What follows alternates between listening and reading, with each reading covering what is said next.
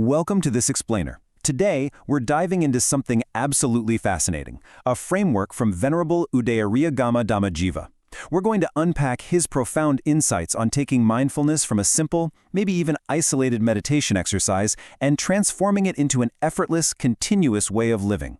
If you've ever felt like your meditation practice totally vanishes the second you step off the cushion, well, you're absolutely going to want to pay close attention to this.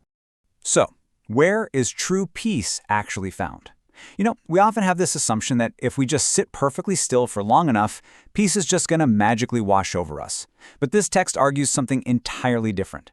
It suggests that peace isn't instant. It's actually found through a progressive, lifelong journey of mental training. Let's jump right into Section 1, the act of returning, which is really the foundation of mental balance.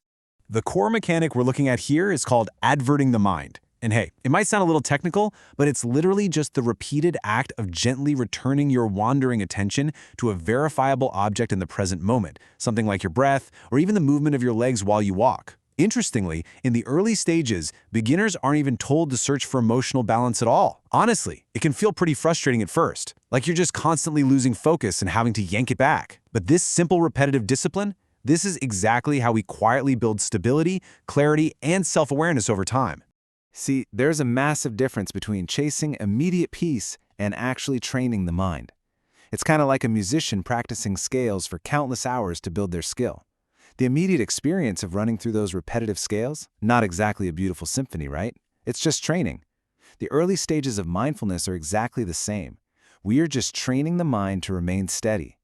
Peace only emerges later, and not because we desperately chase it, but because the mind simply learns how to stay anchored. Now, if you stick with it, sustained practice follows a very natural progression.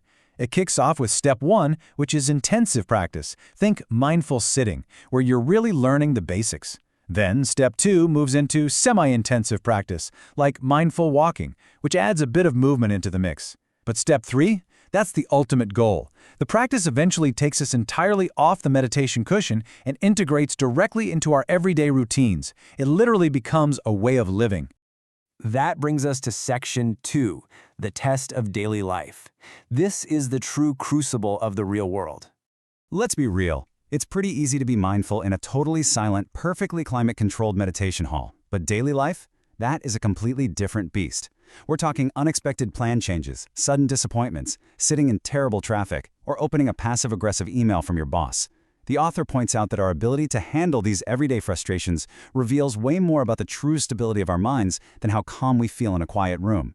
Basically, if your mindfulness completely evaporates the minute you're challenged, well, it just isn't fully developed yet.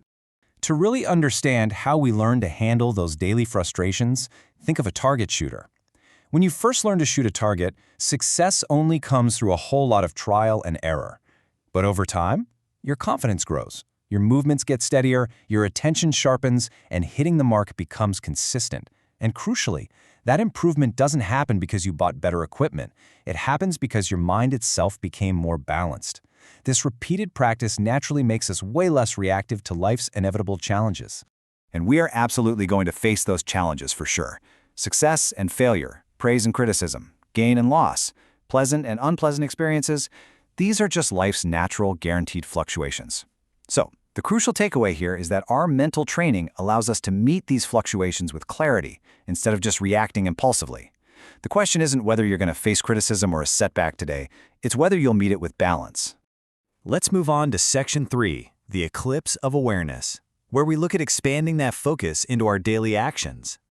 To explain this psychological shift, the source text uses this super vivid analogy of a solar eclipse. The umbra is that dark central shadow of an eclipse. In our practice, this represents our initial highly concentrated attention, like when you're focusing solely on your breath. But the penumbra is the partial shadow that starts spreading outward. And this represents how our awareness eventually expands past the breath to illuminate all of our daily activities.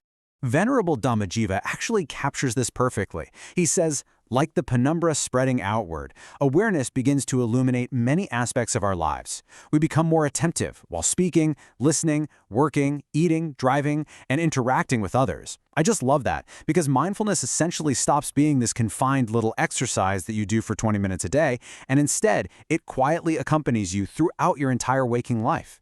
Now, a quick clarification here, because we have to be careful about a really common misconception. This expanding awareness doesn't mean we turn into indifferent robots, or that we just never feel disappointment again. Inner balance is absolutely not emotional suppression. You still experience joy and pain. The fundamental difference is simply that you learn not to be imprisoned by them. You observe the emotion without getting completely swept away. Which leads us into Section 4, adapting to life's changes and finding that lifelong anchor. As life progresses, we are all going to face new challenges and uncertainties. Declining physical strength, external conditions becoming way less predictable, and a massive increase in situations that are just completely out of our control. Aging brings a ton of change. And when everything around you, and even within your own body, is shifting, a balanced and peaceful mind really becomes your most valuable, and sometimes your only, reliable support system. Sure, external conditions like wealth, good insurance, or social recognition are really nice to have, but they can't completely protect us from the changing nature of life. It's actually our inner resources, mindfulness, clear comprehension, and flexibility in thought that protect us. They open the door to a wider perspective that keeps us totally resilient, no matter what external conditions might fail us. So, the ultimate takeaway formula from the text is brilliantly simple. Mindfulness plus clear comprehension equals wisdom. Early on, mindfulness just helps us pay attention to our daily activities. But as it deepens, it combines with clear comprehension to help us see the deeper patterns behind our behaviors. We start understanding not just what we're doing, but why we're doing it. And honestly, that combination is the very definition of wisdom.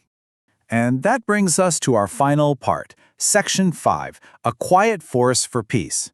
This is all about radiating harmony outward. Consider the ripple effect of your actions for a second. Deepening your own awareness makes you less driven by impulse, less driven by greed, and less prone to unnecessary consumption.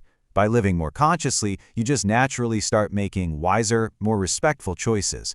And while sure, one person's mindfulness isn't going to instantly solve every global issue, it absolutely nurtures the exact attitudes we need for a healthier society and a way more sustainable environment.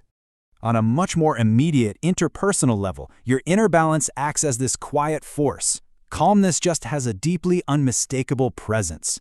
Think about it. A truly peaceful person naturally brings a sense of ease to a room, right? Their presence literally makes conversations less tense and de-escalates conflicts without them even having to say a single word. By practicing mindfulness, you are quietly benefiting absolutely everyone whose life you touch. It all really boils down to this incredible quote: "Lasting social harmony begins with individuals who have learned to cultivate harmony within themselves. Become a living expression of peace yourself." Peace isn't just some private achievement to keep to yourself, and it certainly isn't just a global policy you can sit around wishing for. It's something you literally have to embody. To wrap up this explainer, I want to leave you with one final, provocative question. How will you bring mindfulness into your next ordinary moment today? Really consider that as you step back out into the real world, log off, and go about your day. Because as we've learned today, the chaotic, totally unpredictable real world is the truest test of your practice. Thank you so much for joining me, and I challenge you to be a living expression of peace in your very next interaction.